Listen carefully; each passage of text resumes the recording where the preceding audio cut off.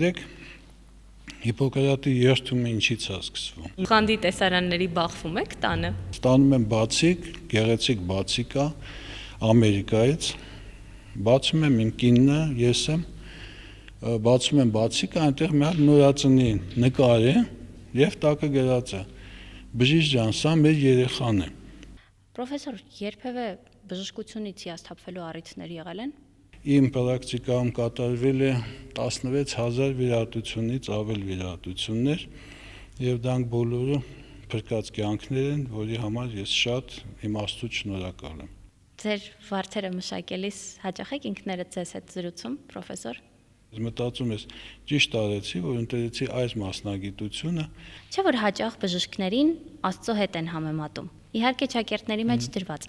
Ամեն դեպքում ինչ է հավատը ձեզ համար։ Չեխ գրող Յարոսլավ Գաշեկը ասում է, համեստությունը տղամարդուն զարդարում է, բայց իսկական տղամարդը զարդեր չի կրում։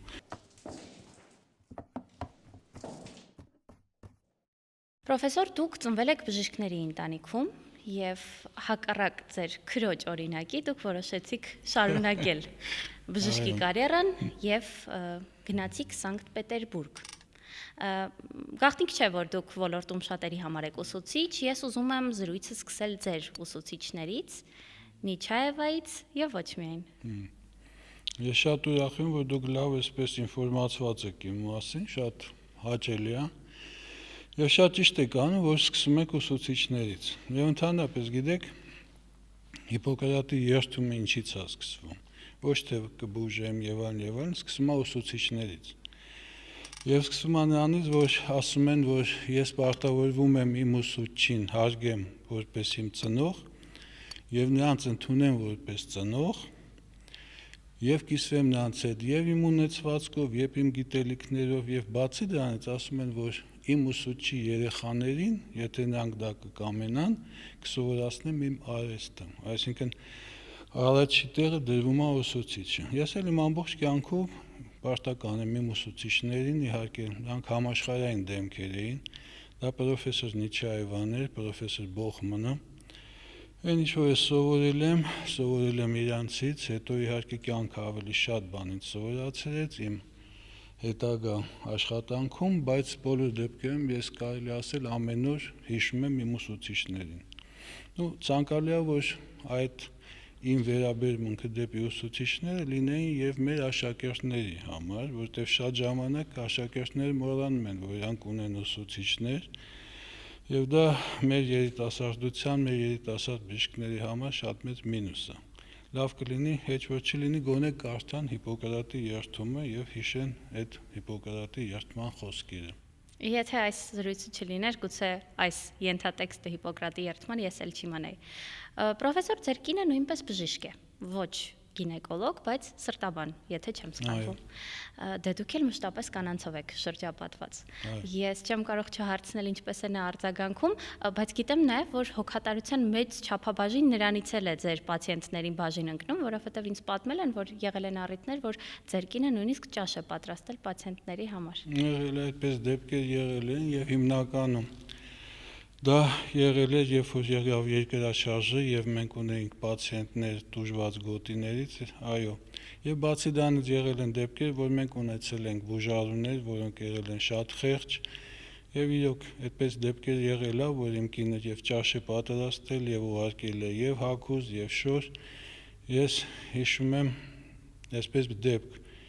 ունեինք մի հատ հիվանդ կին, որը որ շատ խեղճ կին էր, խեղճ ընտանիքից եւ այս կինոջ ամուսինը որոշում էր, որ ինձ պետքա ինչ-որ մի ձևի շնորհակալություն հայտնի իմ կատարած աշխատանքի համար, գալիս է մեր տուն երեխայի հետ, ես տունը չեմ լինում, աշխատանք եմ լինում, դուրը բացում է կինս եւ իրա պատմելով ասում է մտան երեխայի հետ եւ ինչ-որ ձեռքին ինչ-որ փաթեթ էր, ասում է եկել էր, ասում է երբ որ տեսա, առաջ հերթին ասեցի եկեք ներս, երեխային եւ այդ ամուսնուն ճաշը տվել, ուտացել է, հյուրասիրել է, երեխային հագցրել, կապցրել եւ ճանապարհել է իհարկե փաթեթն էլ ասելա Տարեկ, այսպես ու դեպքեր եղել են եւ շատ ես շնորհակալ եմ իմ կնոջը, որ նա կիսում է իմ մասնագիտական եւ հոգսերը, մենք շատ ժամանակ կիսվում ենք իրար հետ, ես ավելի հարմար տեղ, որտեղ կարող եմ իմ հոգսերը ասել, իմ լարվածությունը հանել, իհարկե դա իմ ընտանիքն է, իմ կինն է, իմ երեխաներն են եւ ես շատ ուրախ եմ, որ նրանք իմ կողքին են։ Երբ ուզում էի ողջել թե ովքեր են ձեր ընկերները, ձեր երեխաներն ինձ ասացին, որ դուք առաջին հերթին հենց նրանց հետ եք ընկերություն անում։ Այո, գիտեք ոնց ընկերությունը մի քիչ այնպես հասկացողություն է, որ չես կարող ամեն մեկին ընկեր ասել, ընկեր կոչել։ Ես մի զարմացել եմ այն մարդկանց վրա, ով ունեն շատ ընկերներ։ Այ չեմ կարողանում ես դա հասկանամ։ Ես ինքս նվիրվող անձնավորություն եմ, եւ եթե ինչ-որ մեկի հետ անում եմ ընկերություն, ինքս ամբողջովին նվիրվում եմ, բայց նույն ժամանակ, երբ որ չես ստանում նույնը քո հանդեպ, արդեն կամաց-կամաց դու սկսում ես սառել եւ հասկանում ես, որ փոխադարձ այդ կապը մարդու հետ չի լինում սովորաբար եւ ես շատ հեշտ մարդկանցից կարողանում եմ եւ հիասթափվել, այսպես ասած, այո, եւ չի ասի, որ շատ ընկերներ ունեմ, այո, հիմնականում իմ ընկերները իմ երեխաներն են, իմ ընտանիքն է, իմ ոչ վայ, բայց եղբայրներս են, նո հարազատ եղբայր չունեմ, բայց ունեմ հորեղբոր տղաներ, որոնց հետ եւ ընկեր եմ եւ եղբայր եմ։ Դուք արդեն 45 տարի աշխատում եք ուռուցքաբանության ազգային կենտրոնում եւ երբևէ այլ բուժհաստատությունում չեք աշխատել։ Գիտեմ, որ նույնիսկ դեպքեր են եղել, որ խնջույքներ եք կիսատ թողել, որպեսզի գաք հասնեք հիվանդանոց, գնաք վիրահատության։ Այսքան տարի անց երբևէ մտածել եք ինչն է ձեզ կապում հենց այս բուժհաստատության հետ։ Ինչու երբևէ միտք չի եղել գնալ այլ բուժհաստատություն։ Դուք իհարկե գիտեմ, որ տարբեր հիվանդանոցներում որպես հրավիրյալ բժիշկ վիրահատություններ արել եք, բայց կարելի է ասել, որ կանանց համար երջանկության հասցեն հենց Ֆանարջյանն է, ձեզ հետ միասին։ Ես երբ որ եկա Ֆանարջյանի անվան ուռուցքաբանության կենտրոն, այդ ժամանակ ես 24 տարեկան էի, բավականին երիտասարդ, եւ կարելի ասել իմ ամբողջ կյանքը անցել է այդ կենտրոնում։ Ես շատ ուրախ եմ, որ այդ կենտրոնում եմ ես կայացել, այդ կենտրոնում եմ հասել ինչ-որ բանի, եւ իմ ամբողջ նվիրվածությունը, իմ սիրտը, իմ հոգին, իմ ամեն ինչը կապված է այդ հիվանդանոցի, այդ կենտրոնի հետ։ Եղել են տարբեր տարիներ, եղել են ծանր տարիներ, երբ որ մենք վիրահատում էինք, դա չկար լույս, չկար տաքություն, չկար ջերմություն եւ վիրահատում էինք սարո վիրահատարաններում, դնում էինք կալորիֆեր, եղել է ձև դեպքեր էլ։ Իհարկե եղել է ծանր ժամանակներ, բայց փառք Աստծո այդ ամեն ինչը անցավ, հիմա մենք աշխատում ենք այս ժամանակակից կենտրոնում, կարող եմ այստեղ նշել մեր ադմինիստրացիային, ի շնորհիվ մեր տնօրինությանը, Նարեկ Վարուժանչին, հիմա մենք աշխատում ենք գեր ժամանակակից կենտրոնում, որը հագեցած է բոլոր սարքավորումներով եւ ամենալավ սարքավորումներով, որոնք կարող են լինել այսօրվա օրով Հայաստանում ընդհանրապես։ Իհարկե պետք է հիշել եւ մնացած տնօրիններին, որոնք եղել են իմ օրոք, դա Մկրտչյան Լևոն Նիկիտիչն էր, որ ինձ ընդունեց աշխատանքի, հավատաց ինձ, դա լուսահոգի, ցավոք սրտի, լուսահոգի Հայո Միխայելիչն էր, որից ես շատ բան եմ սովորել, եւ որպես մարդկային առումով, եւ որպես վիրաբուժական մարդ, որ մեծ սրտի անձնավորություն էր, որ ուներ շատ, ձեր ասած, շատ աշակերտներ, կրտել շատ դոկտորներ ինքը դաստիարակել, կանդիդատներ, ես իմ դոկտորական թեզը պաշտպանել եմ Հայո Միխայելիչի գլխավորությամբ եւ չես կարող այդ մարդու արածը չգնահատես։ Եվ իհարկե մեր ներկա տնօրենը, կարելի ասել, որ ուռուցքաբանության ազգային կենտրոնը տնօրենների կողմից եղել է բավականին հաջողակ։ Այո, այնպես որ ես չեմ պատկերացնում, որ կարելի աշխատել ուրիշտեղ, ես վիրահատել եմ շատ կլինիկաներում, կարելի ասել համարյա թե Երևանի բոլոր կլինիկաներում, ինձ հրավիրել են, ես վիրահատել եմ եւ կանչել են ինձ վիրահատությունից հետո եղել է դեպքեր, որ ինձ կանչել է տնօրենը, ասել է արդեն շորերը թաքել ես, քո այդ օպերացիոն զգեստը կա, էլ մի հանի, մնա աշխատի այս կլինիկայում, բայց ես գերադասել եմ մեր հուզկաբանության կենտրոնը եւ չեմ զղջում։ Գայքի Կարամինչ, ինչ դժվարություններ ունի կանանց հետ աշխատանքը։ Դուք մշտապես շփվում եք կանանց հետ։ Եվ կարելի է ասել, որ դուք ճանաչում եք կանանց։ Լավ եք ճանաչում կանանց։ Կնոջը ընդհանրապես ճանաչել հնարավոր չի, եւ ով որ կասի, որ ինքը լավ ճանաչում է կանանց, դա նշանակում է, որ ինքը ընդհանրապես չի ճանաչում կանանց։ Իհարկե լինում են եւ դժվարություններ, լինում են եւ ավելի, այսպես ասեմ, շնորհակալ ժամանակներ, երբ որ ինչն է ամենակարևորը, որ ամեն մի կնոջ կյանքի հետ, երբ որ դու փրկում ես կնոջը, դու հասկանում ես, որ դու փրկում ես մի ամբողջ օջախ, մի ամբողջ օջախի ճրակն ես դու պահում, մի ամբողջ ընտանիքի հույսը, հավատը, դա կինն է։ Ինչքան էլ տղամարդիկ ասեն, որ այսպես, այնպես, իհարկե ամեն մի օջախի, ամեն մի հայ օջախի, ամեն մի ընտանիքի սյունը, հենասյունը դա կինն է։ Եվ պահպանել այդ սյունը, պահպանել նրան իր երեխաների, ամուսնու, թոռների համար դա շատ մեծ երջանկություն է բժշկի համար։ Ամեն մի փրկած կյանքը դա մեծ ոգևորություն է առաջացնում եւ դու ուզում ես էլի աշխատել, էլի փրկել եւ շատ ուրախ եմ, որ կարողացել եմ փրկել շատ կանանց կյանքեր։ Մի անգամ եղավ էսպես առիթ, մոտավորապես հաշվեցինք, իմ պրակտիկայում կատարվել է 16000 վիրահատությունից ավել վիրահատություններ եւ դրանք բոլորը փրկած կյանքներ են, որի համար ես շատ իմ Աստծուց շնորհակալ եմ։ Դուրս չգանք վիրահատարանից, ինձ պատմել են, որ ձեր վիրահատությունների ընթացքում կատարյալ լռություն է տիրում, եւ դուք օրական առնվազն 4 վիրահատություն եք իրականացնում։ Պրոֆեսոր, երբևէ բժշկությունից հիասթափվելու առիթներ եղել են։ Գիտեք, ոչ թե հիասթափվելու, այլ եղել են դեպքեր, ամեն մի վիրաբուժություն դա ինչ-որ մի տոկոս եղել են եւ իհարկե կյանքեր, որը չի հաջողվել փրկել, ցավոք սրտի եղել են եւ այդպեսի դեպքեր եւ բոլոր վիրաբույժները կարող են դա հաստատել, որ ամեն մի վիրաբույժի կյանքում լինում են այդ ձև դեպքեր, այստեղ հուսահատվում ես, իհարկե հուսահատվում ես, մտածում ես ճիշտ արեցի, որ ընտրեցի այս մասնագիտությունը, բայց հետո մյուս անգամ արդեն երբ որ փրկում ես, կարելի ասել անհուսալի կյանք, մի անգամից նորից ոգևորություն ես զգում եւ ավելի շատ դու ոգևորվում ես, վիրաբուժությունը պարգևում է ավելի շատ ոգևորություն, ուրախ, այսպես ասած,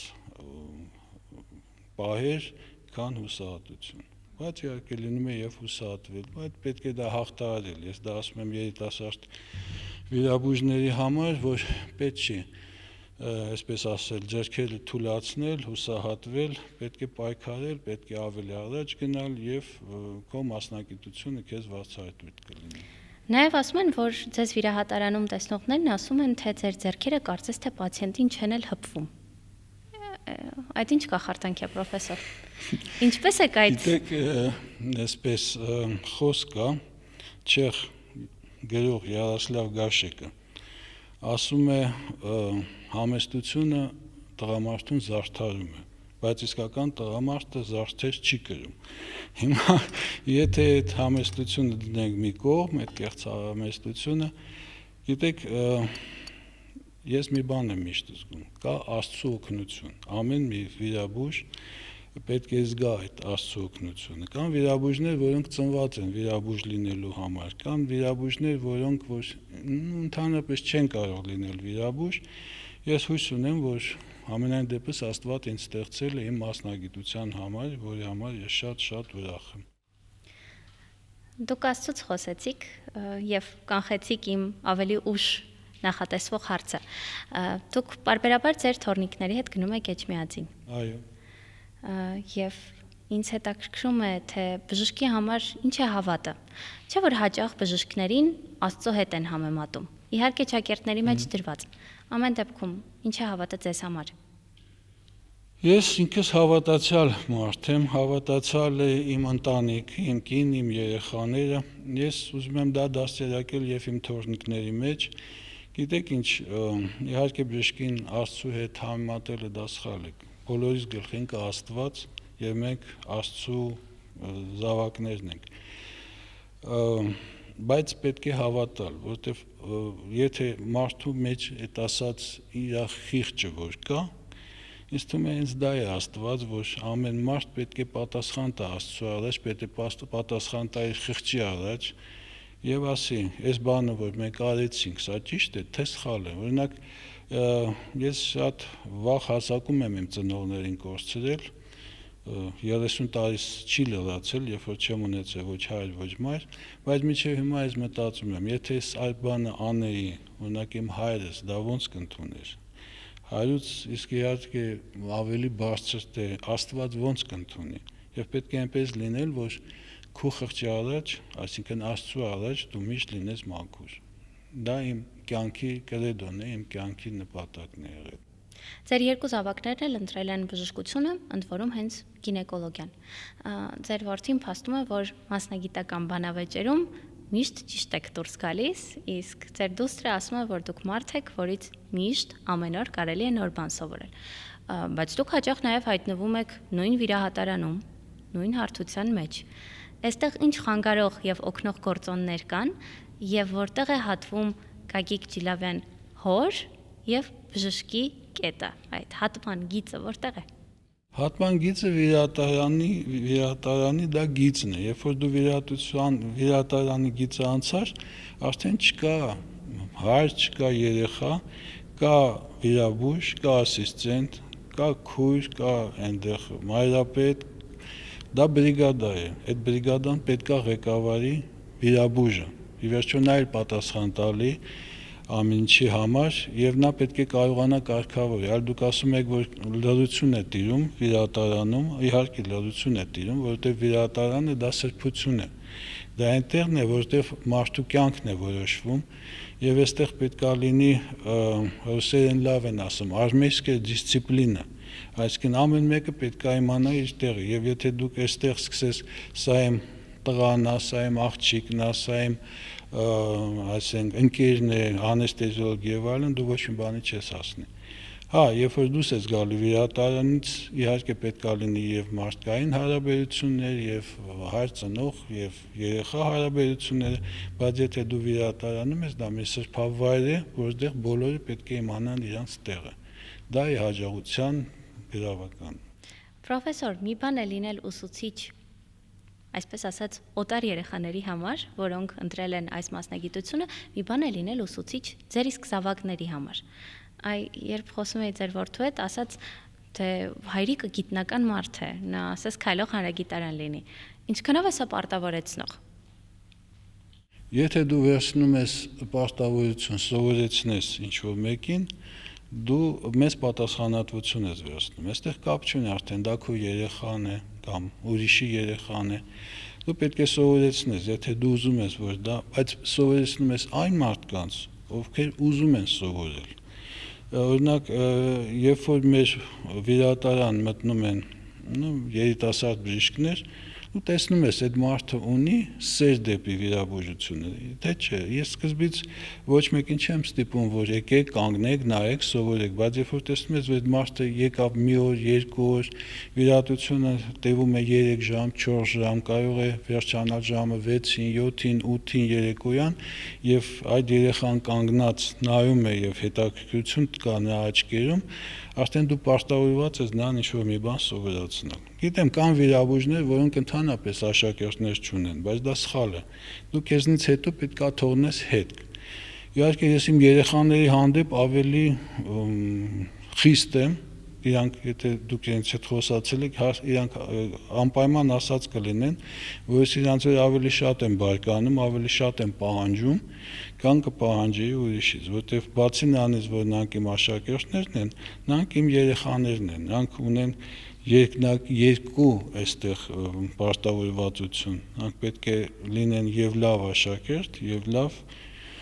եւ լավ զավակ։ Ես գոհ եմ իմ երեխաներից, եթե թեման շարունակենք, ես ունեմ երկու հիասքանչ զավակ, իմ աղջիկը, իմ տղան, եղել են ծանր ժամանակներ եւ իմ հետ կապված, ես անպայման ուզում եմ դա նշել, երբ որ այս չարաբաստիկ կովիդը եղավ, ես բավականին ծանր էի տանում եւ չի եղել մի օր, որ իմ երեխաները իմ կողքը չլինեն։ Այդ ընթացքում նրանք էլ վարակվեցին այդ հիվանդությունով, բավականին ծանր տարան, բայց անգամ երբ որ ծանր էին տանում այդ հիվանդությունը, նրանք միշտ իմ կողքին էին եւ ինչ որ միտեղ եթե ես այսօր ձեր դիմաց նստած եմ եւ տալիս եմ հարցազրույց եւ իմ երեխաների դա շնորհիվ։ Ես իրենց պարտական եմ։ Պրոֆեսոր, ո՞րն է ձեր մասնագիտական կյանքի ամենամեծ հաջողությունը։ Եթե կա այդպիսինը եւ միակը, որը կարող եք առանձնացնել։ Միակը չի եղել։ Ամեն օր լինում են օրեր, որ դու զգում ես, որ եղավ եւս մի հաջողություն, եւս հաջողությունը դա մարդու կյանքն է, փրկած մարդու կնոջ կյանքն է, որ դու կարողացել ես փրկել։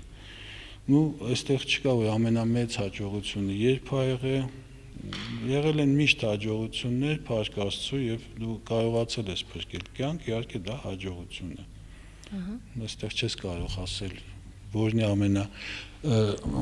մեծ հաջողությունը կամ ամենաքիչ հաջողությունը, ամեն մի փրկած կյանք դա մեծ հաջողություն է։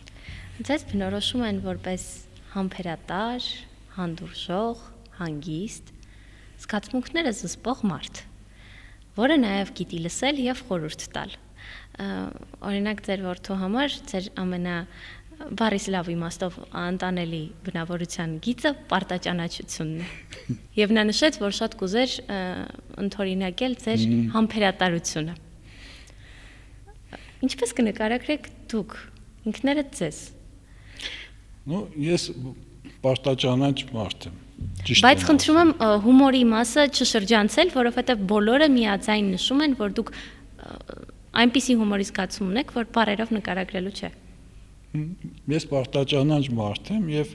դրանից տուժում են իմ բոլոր հարազատները, որովհետեւ ես բոլորից պահանջում եմ, որ իրանք արտակատեն իրենց պարտքի, լինեն պարտաճանաչ իմ նման, այսպես ասեմ, եթե վերցնենք մի քիչ այդ հումորի բանից, ամեն առավոտ, երբ որ երեխաները ապրում էին մեր հետ, ես արթնացնում էի կնոջս, տղայիս, աղջկաս, նրանք էլի մի քիչ էլ քնենք, մի քիչ էլ հանգստանանք, ասում են ոչ, արդեն ժամն է, դուք պետք է արթնանաք, կամ եթե գնում ենք ինչ-որ միտեղ, անպայման եթե նշված է, որ այս ժամին մենք օրինակ պետք է լինենք օդանավակայանում, պետք է այդ ժամին մենք լինենք։ Դա շատ ժամանակ իմ մոտիկները տուժում են դրանից, բայց ես չեմ կարող իմ հետ ոչ մի բան անել, որովհետև ես այդպեսին եմ։ Ես սիրում եմ լինել պարտաճանաչ եւ պահանջում եմ ուրիշներից պարտաճանություն։ Այդպես է։ Ամենազավեշտալի բանը, որը կհիշեք ձեր այս երկարամյա աշխատանքային փորձից։ Վստահ եմ, որ պացիենտների հետ ինչ որ հետաքրքիր դեպքեր պատահած կլինեն։ Լինում են շատ հետաքրքիր դեպքեր։ Այսպես մի դեպք կարող եմ ես ձեզ պատմել։ Դիմեց երիտասարդ կին, բավականին ծանր վիճակում, այնտեղ կար բազմակի ուռուցքներ, բայց կար եւ պահանջ պահպանել արգանդը, որպեսզի այդ կինը ուզում էր ունենալ երեխաներ։ Եղավ ծանր մեծ վիրահատություն, որից հետո իհարկե հաջողվեց պահպանել եւ նա շատ գոհ ուրախ գնաց Ամերիկա։ Մի օր ստանում են բացիկ, այն ժամանակ չկար էս ինտերնետ եւ այն, ստանում են բացիկ, գեղեցիկ բացիկա Ամերիկայից, բացում եմ իմ կինը, ես եմ, բացում եմ բացիկը, այնտեղ մի հատ նորածնի նկար է եւ տակը գրած է. Բժիշկ ջան, սա մեր երեխան է։ Սկզբից շոկ, հետո միակ ինչ փրկեց ալիբին անում էր, որ ես մոտակա մի տարում Ամերիկայում չեմ եղել։ Այնպես որ կարողացանք շրջանցել այդ միջադեպը։ Իհարկե բացատրություններ եղավ, բայց կարողացի համոզել, որ դա իմ մասնագիտական արդյունքն է։ Բայց առհասարակ դուք խանդի տեսարանների բախվում եք տանը։ Չի ասի, իմ կինս գիտի, որ ես իրան սիրում եմ, ես դա ցույց եմ տալիս եւ չէ, այդպես շատ ինչ-որ լինում են թեթև իհարկե այդպես բռնկումներ, բայց սովորաբար նա գիտի համոզված է, որ ես նրան սիրում եմ, ես բավականին գեղեցիկ կին ունեմ, կարող է ինչ-որ միտեղ ես եմ խանդում ավելի շատ։ Սքանչելի կին ունեք։ Այո, չի ասի, որ այդ խանդը ինչ-որ մեզ խանգարում է, չնայած իմ մասնագիտությանը,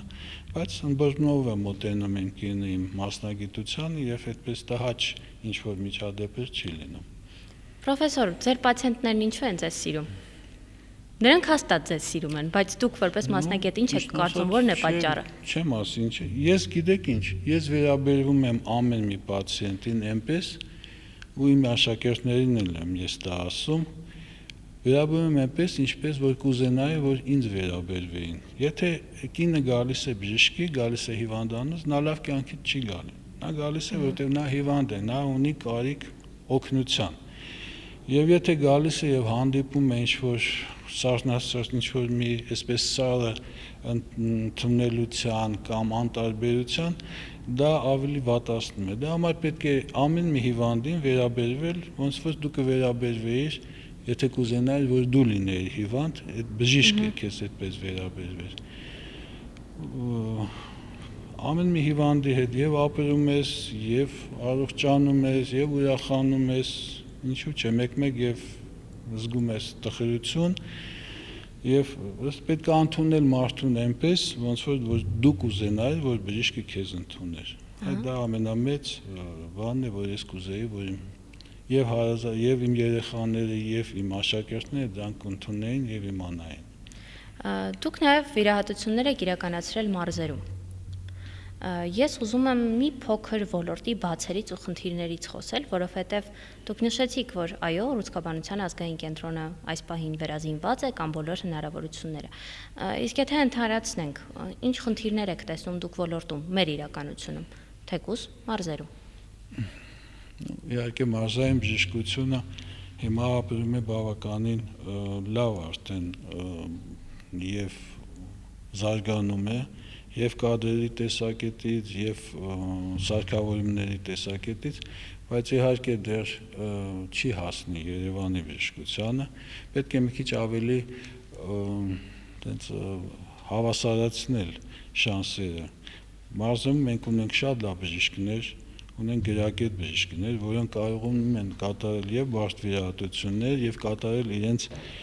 բժշկական պարտավորությունները, բայց իհարկե այն հնարավորությունները, ինչ որ կան Երևանում, իհարկե հիմա կամաց այդ տարբերությունը շտկվում է, բայց ես կուզեի, որ դա ավելի շատ լիներ, այդ շտկումը լիներ ավելի շատ եւ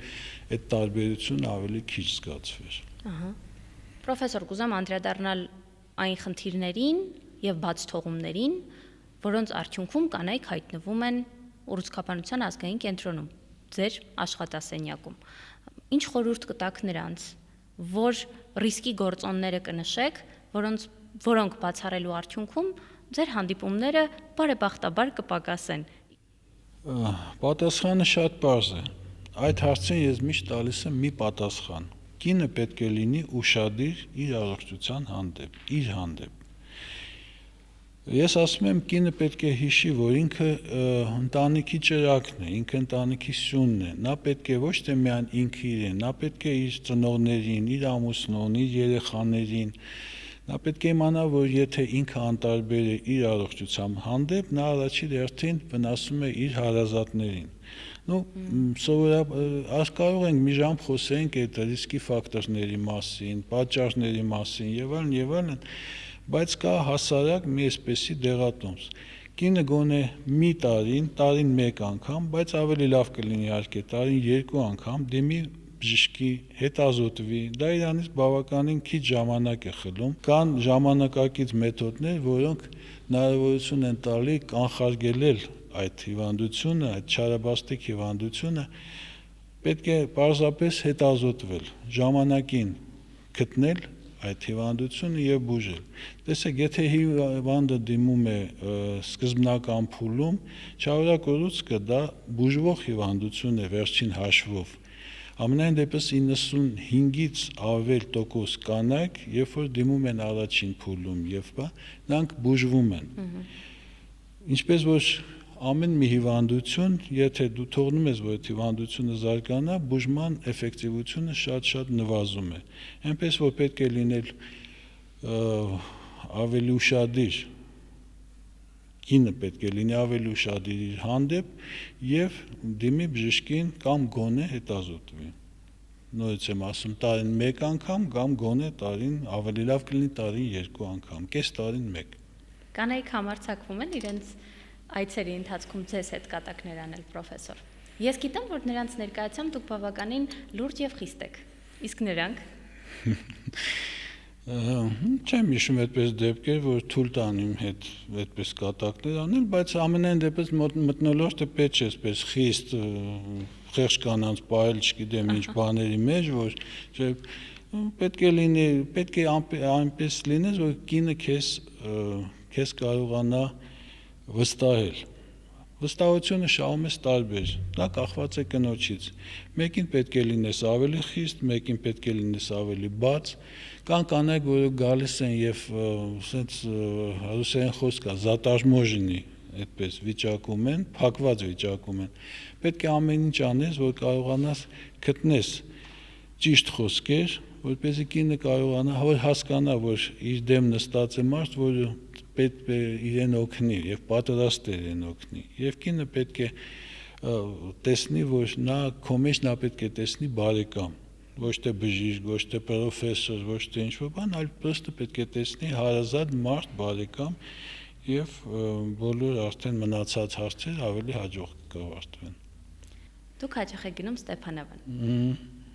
Ձեր վարդերը մշակելիս հաճախ եք ինքներդ ձեզ հետ զրուցում, պրոֆեսոր։ Դա իմ խոբիներից մեկն է, իմ վարդերը։ Մտածում եմ, ժամանակ շատ բաներ կա, որ դու սկսում ես մտածել, ինքը դու քո հետ ես արդեն, քո եւ մտածում ես, կան ինչ-որ բաներ, որ պետք է շտկվի, կան ինչ-որ խնդիրներ, որ պետք է լուծվի, կան ինչ-որ հարցեր, որ չես արել, դա պետք է այդ հարցերը անես եւ այլն, շատ հարցեր կան, դու ամեն մի մարդու կյանքում այդպես լինում են այդպես դեպքեր, որ կան անլուծելի կամ դժվար լուծելի հարցեր, եւ այդ ժամանակ դու ավելի հանգիստ մթնոլորտում կարողանում ես գտնես այդ լուծումները։ Ոնց որ այո, ես սիրում եմ Ստեփանավանը, ես ճիշտ է ծնվել եմ Թիֆլիսում, բայց իմ հարազատ իմ հայրենիքը հաշվում եմ Ստեփանավանը, Լորին, որ ես շատ սիրում եմ, գեղեցիկ մի տեղ, մի ճգնախ բնություն, եւ ես այնտեղ հանգստանում եմ, իհարկե։ Շնորհակալ եմ։ Դեզ էլ շնորհակալություն։